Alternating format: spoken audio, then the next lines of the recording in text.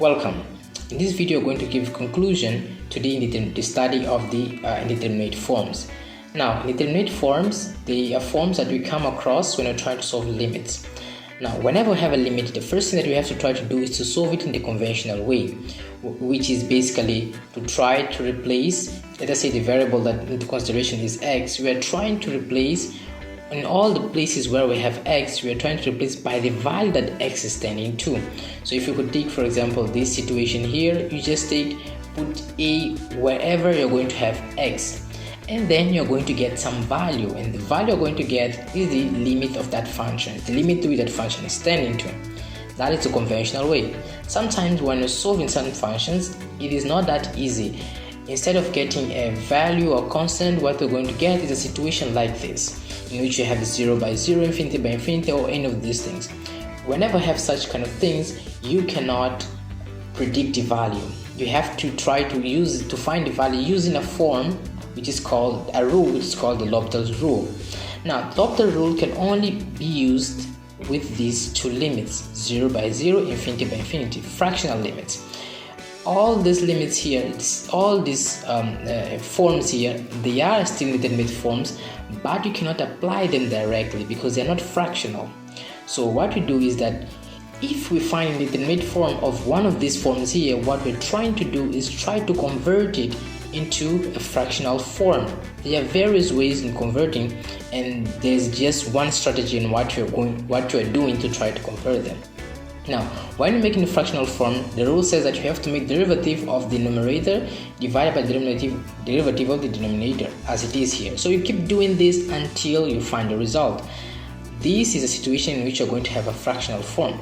Now, when we're solving this, sometimes you come across standard limits, which are limits that have been calculated earlier, and then the result will be found to be let's say a constant, and then instead of us always finding the value of that limit, we always put its standard value. These are called standard limits, which are these limits over here.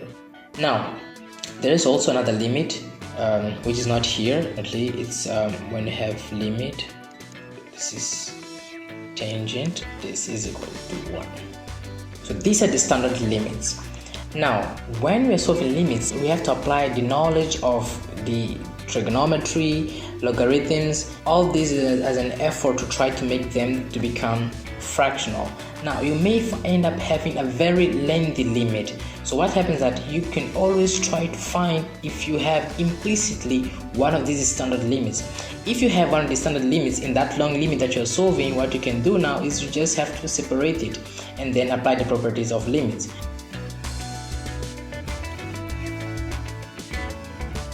So you are just taking out a limit that you know the value, and then you just have something else to calculate, which is the remaining part.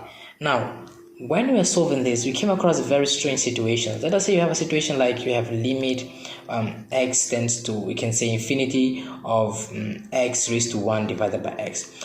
Well, if you try to apply this the conventional way, which is the replacing all x's by infinity, you get a limit like this. You're going to have this one is going to be infinity, and this one is going to be 1 divided by a very large number, which is 0.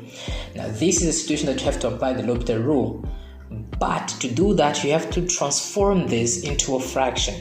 Now, the only key thing that you should always know when you're dealing with L'Hopital rule is just have enough strategies on how to transform such kind of indeterminate forms into fractional indeterminate forms.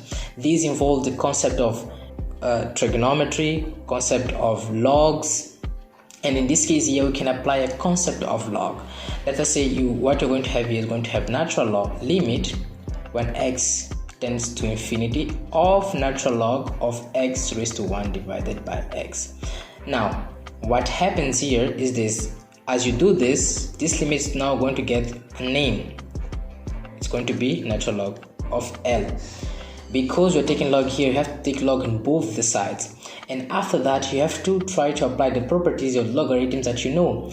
And for this case here, the properties of logarithm that you should know is that if you have natural log of a raised to b, this is the same thing as b natural log of a. So here what you're going to have is limit when x tends to infinity of natural log of x into 1 divided by x. So you have natural log of x divided by x. Look at this. Now you have a fractional form. That is what we're trying to do, and to get this, what you have to use is just basically the concept of logs that we had to apply to find this situation here of fraction, that you can now use to apply the L'Hopital rule. Now, other situations may require you to use some knowledge of trigonometry. Let us say, for example, you have a limit of x tends to 0, let us say cos of x raised to cot of x. Now, this limit is a strange limit as well. I have cos of 0, and then also cot x of 0. Now, if you try to make the replacement at what we always have to try to do in the beginning, we're going to have this cos of 0 is 1. So we're going to have 1. Cotangent of 0 is not 1. Cotangent of 0 is actually infinity. So you have here 1 raised to infinity. How do you solve this thing? How can you solve this thing? Again, this is a situation in which you have to solve it by using the knowledge you have of logs. So you have to always try to see what can you do to try to make this into a standard indeterminate form for L'Hopital rule. And then this could be something, ignoring all these things here, that you should always take into consideration. Just going straight to how you simplify this, you're going to have here a natural log of cos of x raised to cot of x. Now this gives you what? This gives you natural log of cos of x, but this is all multiplied by cot of x. So it came down, it's no longer power, it came here. But still, this is not what you want. You need a fraction. So how would you find a fraction from this? Yeah, to find a fraction from this, you have to bring your understanding or your knowledge of trigonometry. Now, from trigonometry, you know that cot of x is equal to 1 divided by tan of x. This is the concept you know.